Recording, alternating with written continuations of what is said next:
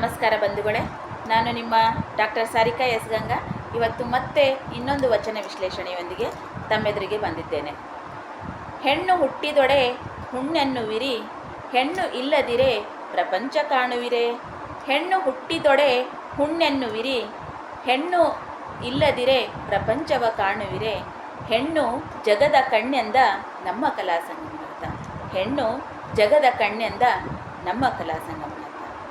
ಈ ಸತ್ಯ ನಮಗೆ ಗೊತ್ತಿದ್ರೂ ಕೂಡ ನಾವು ಹೆಣ್ಣನ್ನು ತುಂಬ ಹೀಯಾಳಿಸ್ತೀವಿ, ತುಂಬ ತುಚ್ಛಳನ್ನಾಗಿ ಕಾಣ್ತೀವಿ. ಈ ಒಂದು ಪ್ರಕೃತಿ ಮುಂದೆ ನಡಿಬೇಕಾಯಿತು ಅಂತಂದರೆ ಹೆಣ್ಣು ಮತ್ತು ಗಂಡು ಇಬ್ಬರ ಪ್ರಾಮುಖ್ಯತೆ ಅಷ್ಟೇ ಇದೆ ಫ್ರೆಂಡ್ಸ್.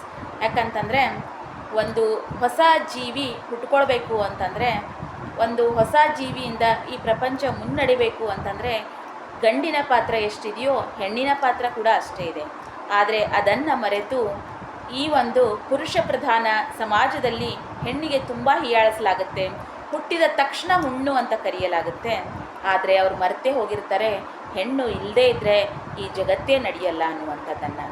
ಸೊ ಹೆಣ್ಣಿಗೆ ಹುಣ್ಣು ಅನ್ನದೇನೆ ಅವಳೇ ಜಗದ ಕಣ್ಣು ಅನ್ನಬೇಕು. ಆವಾಗ ನೋಡಿ ಎಷ್ಟು ಸಮೃದ್ಧವಾಗಿ ಗಂಡಿನಂತೆ ಹೆಣ್ಣು ಕೂಡ ಸಾಧನೆಯ ಪಥದತ್ತ ಸಾಗಲಿಕ್ಕೆ ಸಾಧ್ಯ. ಯಾವ ಕ್ಷೇತ್ರ ಇದೆ ಹೇಳಿ ಹೆಣ್ಣು ಕೆಲಸ ಮಾಡಲಾರ್ದಂಥದ್ದು? ಪ್ರತಿಯೊಂದು ಕ್ಷೇತ್ರದಲ್ಲಿಯೂ ಕೂಡ ಹೆಣ್ಣು ತನ್ನದೇ ಆದ ಛಾಪನ್ನು ಮೂಡಿಸಿದ್ದಾಳೆ. ಗಂಡಿಗೆ ಮಿಗಿಲಾಗಿ ಅವಳು ಕೆಲಸವನ್ನು ನಿರ್ವಹಿಸ್ತಾ ಇದ್ದಾಳೆ. ಆದರೂ ಕೂಡ ನಮ್ಮ ಸಮಾಜದಲ್ಲಿ ಅವಳಿಗೆ ತುಂಬ ಕಡೆಗಣಿಸಲಾಗ್ತಾ ಇದೆ. ಹೆಣ್ಣು ಹುಟ್ಟಿದ ತಕ್ಷಣ ಹುಣ್ಣು ಅನ್ನಲಾಗ್ತಾ ಇದೆ. ದಯವಿಟ್ಟು ನಾನು ಈ ಮುಖೇನ ತಮ್ಮೆಲ್ಲರಲ್ಲಿ ವಿನಂತಿಸಿಕೊಳ್ಳುವುದೇನೆಂದರೆ, ಹೆಣ್ಣು ಹುಟ್ಟಿದ ತಕ್ಷಣ ಹುಣ್ಣು ಅನ್ನಬೇಡಿ.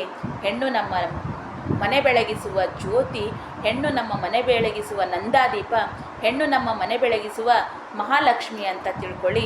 ಅವಳೇ ನಮ್ಮ ಜಗದ ಕಣ್ಣು ಅಂತ ತಿಳ್ಕೊಳ್ಳಿ ಅಂತ ನಾನು ತಮ್ಮೆಲ್ಲ ಕೇಳ್ಕೊಳ್ತಾ ಇದ್ದೀನಿ.